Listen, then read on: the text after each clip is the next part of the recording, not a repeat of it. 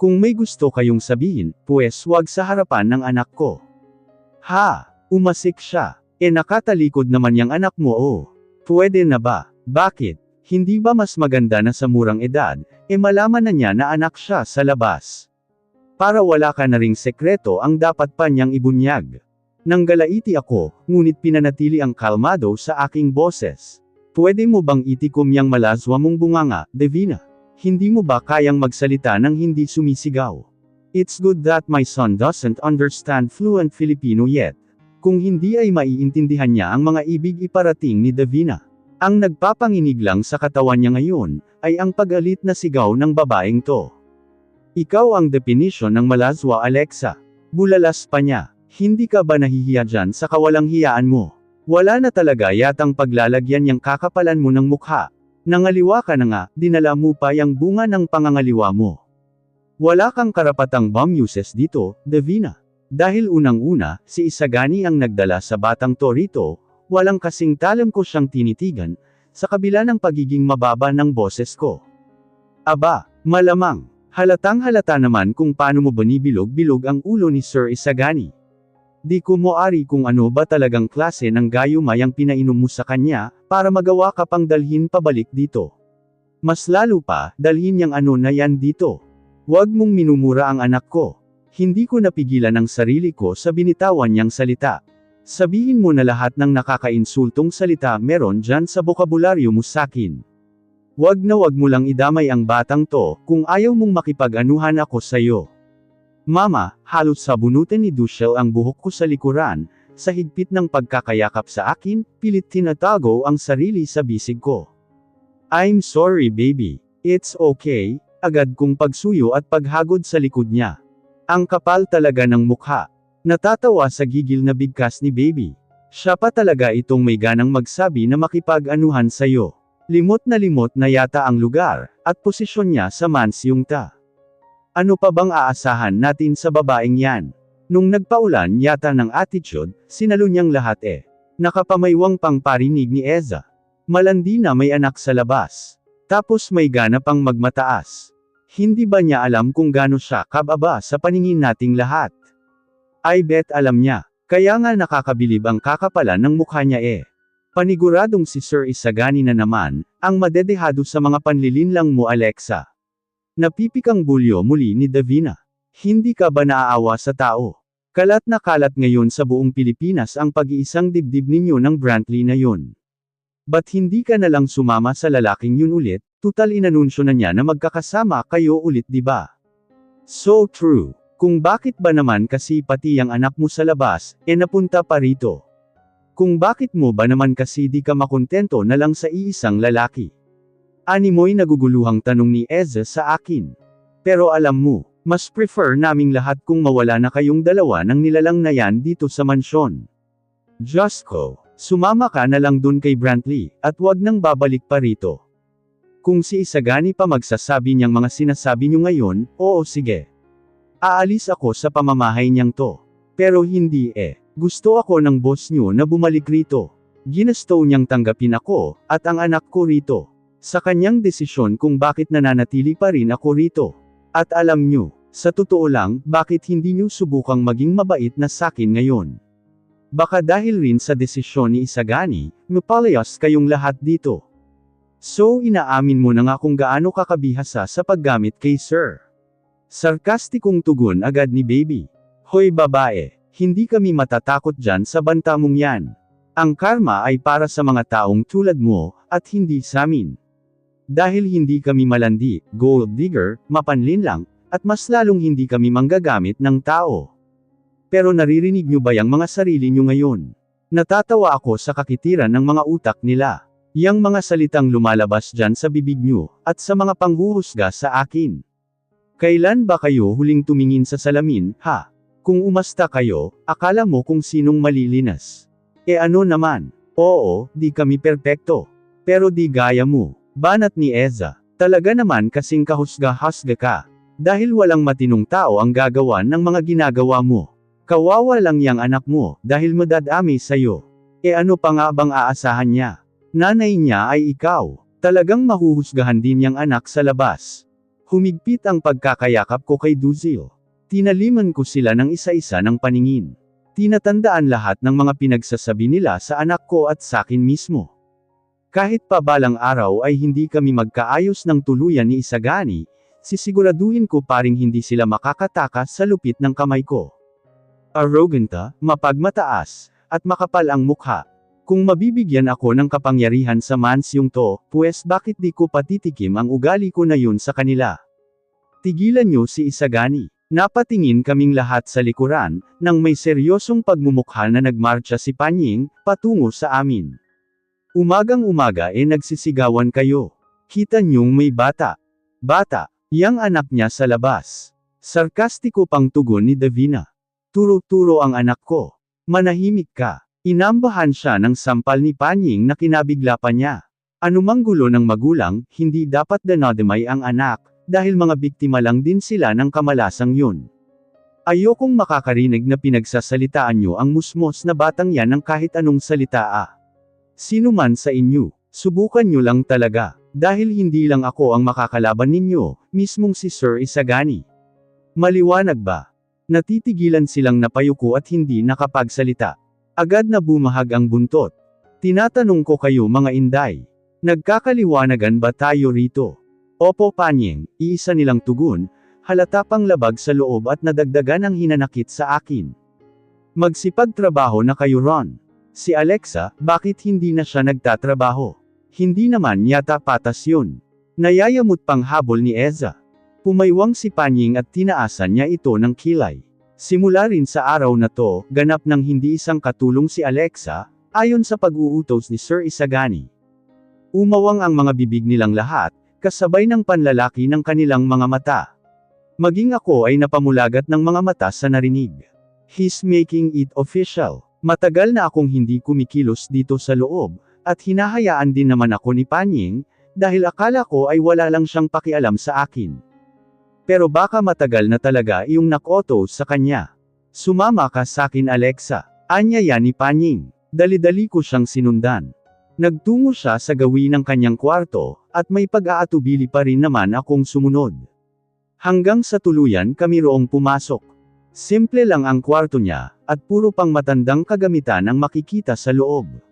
Binaba ko si Dushel sa kanyang kama, at tahimik din namang umupo roon ang anak ko.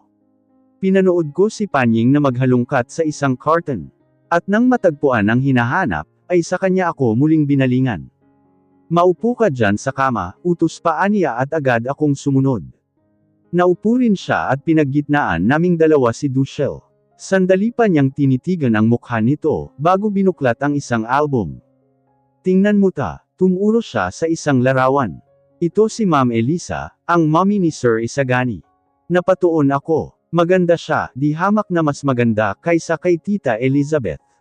Nakuha ni Isagani ang nipos at hugis ng labi niya.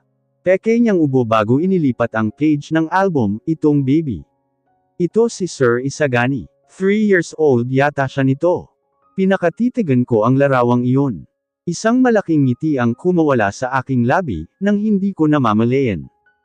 Agad kong tiningnan si Dushel, at naaliw sa pagkakapareho ng mukha nila. Baby Daz, sabi na nga ba kuhang-kuha mo ang mukha niya. Hindi kita kamukha nung baby ako eh. Hindi naman niya yun naintindihan.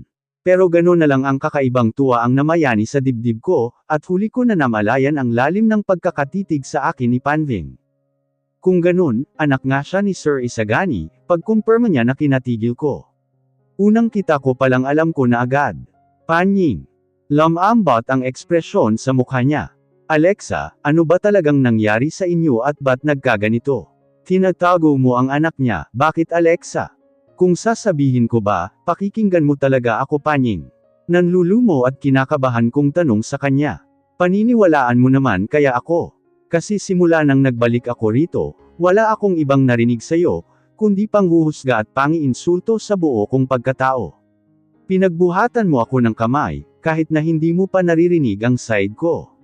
Kaya bakit ngayon pa Panying? Patawad Alexa, pero hindi mo ako masisisi, kaagad na namula ang mga mata niya. Halos magpakamatay si Sir Isagani, bumalik ka lang. Ano, hindi mo alam kung gaano kasakit sa akin ang makita siyang nagkakaganon, nababaliw sa kahahanap sa'yo. Lagi niya akong tinatanong kung umuwi ka na raw ba, kung nasan ka na, at kung kumusta ka na kaya. Ano bang masasagot ko sa kanya? Hindi ko alam kung bakit ka naglayas. Hindi ko alam kung bakit ka sumama sa ibang lalaki. Basta na lang, pagbalik ko isang araw, madadatnan kung wala ka na. May bang-ara sa lalamunan ko. Hindi ko mailarawan sa isipan ko ang naging epekto ng pag-alis ko sa mansyon kay Isagani. Sadyang hindi ko makitang malulungkot, umiiyak, o magwawala siya sa paglisan kong yun. Ang itsura niya sa imahe ng aking isipan, ay matutuwa pa siya dahil wala na siyang magiging problema sa pagsasama nila ni Marian. Anong pinaggagawa ni Isagani nung umalis ako? Kabado ngunit lakas na loob kong tanong sa kanya. Anong nangyari pagkatapos ng pag-alis ko, at pagsama kay Brantley? Ikwento mo sakin lahat ng nalalaman mo, Panying. May paninindigan ko siyang tinitigan sa mga mata. Alam kong pag-uusapan din namin ni Isagani ang bagay na sa oras ng pagbalik niya. Pero kailangan ko ring pakinggan ang pinagmumula ni Panying. Matunag siyang lumunok at saka tumango. Inalala niya ang mga nakaraan, bago nagsimulang ikwento sa akin ang nangyari. Dahil nagka-problema sa probinsya, kinailangan kong umuwi sa amin. Ilang linggo lang akong nawala, pero pagbalik ko, wala ka na sa mansyon, at saka lang nalaman ni Sir Isagani, pagka-uwi niya isang gabi, dahil lahat ng gamit mo ay tanggay-tanggay mo. Napayuko ako, dahil ayaw kong mag-iwan ng bakas ng alaala para sa kanya, ay sinadya kong dalhin ang lahat, maliban sa mga gamit na mismong siya ang nagregalo sa akin. Dahil ayaw ko ring dalhin pa ang alaala niya sa pag-alis ko. Yung gabi na rin yun nagsimula kang hanapin ni Sir Isagani. Mabilis siyang kumilos, kahit ano pang pigil sa kanya ni Ma'am Raquel. Siyempre, nalaman ko agad na si Ma'am Raquel lang ang may nakakaalam sa pangyayari, dahil siya rin ang nagsabi kay Sir na sumama ka na sa Brantley na yun. Kaya naman agad ko siyang tinanong. Anong sinabi niya tungkol sa pagsama ko kay Brantley? Mas kumabog ang dibdib ko sa kung anong dahilan. Sabi niya, malabong mapipigilan ni Sir Isagani na mahabol, o mahanap ka ulit. Dahil siya mismo nahihirapan na kumbinsihin kang manatili rito sa mansyon. Desidido kang sumama kay Brantley, dahil iyong taong yun naman talaga ang mahal mo noon pa man. Kahit na anong pakiusap niya, talagang gusto mo na raw iwan si Sir. Unang-una dahil hindi ka kontento sa kanya at yaman niya. Bam-antong hininga siya. Matagal na rin namang may namamagitan sa inyo nung Brantley na yun, lalo pat pareho kayong artista, at gumaganap na magkasintahan sa isang palabas. Ano nga bang laban ni Sir Isagani, na minsanan mo lang makasama? Walang nagawa si Ma'am Raquel. Kundi tulungan ka, bilang kaibigan na rin. Wala siyang magawa sa pakiusap mo na makipagtanan sa ibang lalaking totoo mong mahal. Kung sabagay, pera lang naman talaga ang dahilan ng pagsasama niyo ni Sir Isagani. Para akong binuhusan ng nagyayelong tubig sa mga naririnig. Nararamdaman ko ang panginginig ng buo kong katawan, sa labis na panlalamig. Nakaupo lang ako, pero ganun na lang ako kung maghabol ng hininga, dahil sa pabilis ng pagtibok ng puso ko. Wala ba siyang binanggit na kahit anong tungkol kay Isagani, at Maria noon? Umaasa kong tanong. Ang pinakatotoong dahilan kung bakit ako umalis. Bukod sa kasinungalingang mahal ko si Brantley. Dahil alam na alam niya, kung gaano ko kamahal ang kuya niya. Alam niya kung gaano ako kapayag na manatili rito, kung hindi ko lang nasaksihan ang pangyayaring yun. Dahil sadyang hindi ko kayang maging martyr na asawa. Lalo na't mayroong tuksong umaaligid sa akin. Bakit? Anong kinalaman ng baliw na babaeng Marian na yun? Nangunot ang noo niya. Isa pa yun. Walang ginawa ang pamilya ni Marian, kundi pahirapan ang kumpanya ni Sir Isagani, pati nabuhay niya dahil lang sa di nila matanggap na iniwan ang anak nila ni Sir. Napakaswerte mo nga at ikaw ang pinili niya. Ikaw ang mahal niya. Tapos ipagpapalit mo lang siya. Lalakoon. Bumaon ang mga kuko ko sa aking palad. Walang kasing diin kong kinagat ang dila ko, upang pigilin ang pagsabog ng emosyon ko. Raquel, Raquel. Why would you do that, Raquel? Just why? Ang puso ko ay umiiyak, at nagwawala na sa kabila ng pagkikimkam. Hindi ba nasabi sa'yo ni Raquel, na nahuli kong nakikipag-ano, si Isagani sa Marian na yon? Nanggagalaiti at puno ng panginginig kong tanong sa kanya, ano, nagtatalik sila mismo sa sarili naming kama ni Isagani. Halos lumuwa ang mga mata niya sa panlalaki. Nalukot ang mukha niya, at hindi ako makapaniwalang tinitigan sa mga mata, upang suriin kung nagbibiro lamang ako. Anong kaibangan yan, Alexa? Napapasigaw niyang tanong sa akin. Mama, nagulantang naman ang kanina kong kumalmang anak, at mabilis na nakakandong sa akin. Pilit kong binabalik ang sarili ko sa wisyo, para maalalayan si Dushel. Pakiusap, huwag kang sisigaw tuwing kaharap mo ang anak ko. May trauma siya sa mga sigawan o malalakas at nakakagulat na mga tunog. Napatikip siya ng bibig at halos bamulong. Bakit? Teka, sandali lang. Ano munang sinasabi mo? Hindi yun magagawa ni Sir Isagani sa'yo. Imposible yang sinasabi mo. Kahit pa noong pinagdadasal ko na sana humanap na lang siya ng ibang babae, para makalimutan ka, wala. Kahit pa natutuwa akong merong Ma'am Candace, ang nagpakita, pati yung babaeng yun nayayamot, dahil walang nangyayari sa kanila ni Sir Isagani. Iba si Sir Isagani, may paninindigan ang lalaking yun. Nangilid ang mga luha ko. Gustong-gusto kong paniwalaan ang sinasabi mo, Panying. Pero hindi lang ilusyon ang nakita ko noong gabing yun. Hindi ako nakadroga, para kung ano-ano na lang ang makita ko. At gaya na rin ng sinabi mo, wala ka nung nangyari yun, kaya hindi mo alam ang nasaksihan ko. Hindi lang ako, Panying. Kung narito lang si Faye, siya rin ang magpapatunay na totoong si Isagani ang unang nagloko sa aming dalawa. Napahawak siya sa kanyang noo, tila'y nahilo bigla. Hindi ko alam yan, walang nakakaalam ng ganyan, Alexa. At wala ring sinabing ganyan si Ma'am Raquel.